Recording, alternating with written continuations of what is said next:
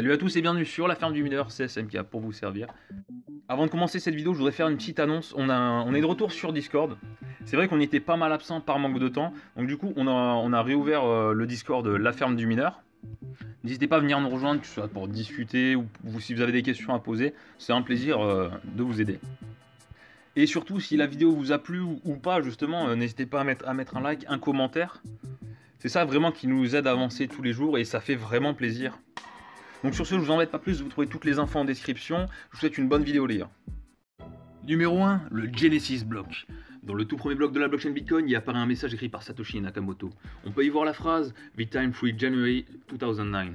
Chancellor on brink of a second buyout for bank ». Il s'agit d'un article publié le 3 janvier 2009 dans le Financial Times, qui signifie en français « Le chancelier est sur le point de renflouer les banques pour la seconde fois ». En lisant ce message, cela prouve d'une part que le Bitcoin a bien été créé en 2009, et ça nous donne également une piste sur l'origine de Satoshi Nakamoto, qui pourrait bien être anglais. Et on peut en conclure que Satoshi Nakamoto n'appréciait pas la manière dont les banques étaient renflouées avec de l'argent public, ce qui lui aurait donné l'envie de créer le Bitcoin, une monnaie entre guillemets libre et alternative aux banques privées. Vous, qu'est-ce que vous pensez de ce message? Satoshi Nakamoto anti-banque et pro-peuple? À vous de me le dire. Numéro 2, 40 000 € pour résoudre un puzzle. Sur Twitter, un compte qui s'appelle CoinArtist promettait 5 bitcoins à celui qui résoudrait son puzzle, nommé Torched H34R7S. Le puzzle cachait visiblement ses secrets dans les flammes de plusieurs couleurs peintes sur le bord du tableau. Un homme d'une trentaine d'années encaissé pour 40 000 € de bitcoin, soit 5 bitcoins début février après être venu à bout d'un vieux puzzle de 3 ans, 10 000 ans dans le code secret. Le grand gagnant de cette chasse à la monnaie virtuelle a expliqué son histoire sur le site Moverboard. A la recherche d'énigmes à résoudre et particulièrement de puzzles liés aux crypto-monnaies, le programmeur informatique raconte qu'il est tombé sur le jeu il y a un mois, alors que celui-ci était pourtant en ligne sur Twitter depuis plus de 3 ans. Nous pouvons donc lui souhaiter un grand bravo pour avoir réussi ce puzzle et sa détermination là-dedans. Mais ne vous inquiétez pas, vous aussi vous allez peut-être pouvoir gagner un bitcoin. Numéro 3, Monte Crypto, The Bitcoin Enigma. Vous aimez les chasses au trésor, vous avez envie de gagner un bitcoin?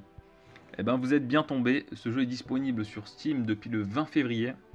Et ce jeu vous propose de résoudre diverses énigmes complexes et de mener l'enquête dans un manoir. L'aventure permettra d'obtenir un mot de passe au fil de 24 énigmes. Un fichier spécial compris dans l'installation du jeu est ainsi verrouillé par un code composé de 24 mots. Et dans ce fichier, la clé privée du Bitcoin. Mais attention, disposer des 24 mots ne suffira pas. Il faudra utiliser un logiciel type brute force ou je ne sais quoi pour tester les diverses combinaisons du code pour tenter d'ouvrir ce fichier. On peut voir dans la bande-annonce du jeu un QR code qui redirige vers une page web qui elle-même déjà contient pas mal d'indices, que ce soit dans le code source du site.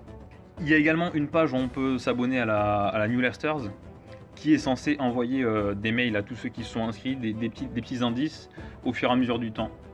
Le Bitcoin qui a été créé pour l'occasion, il a été créé le 4 février, son authenticité a été vérifiée par Vice.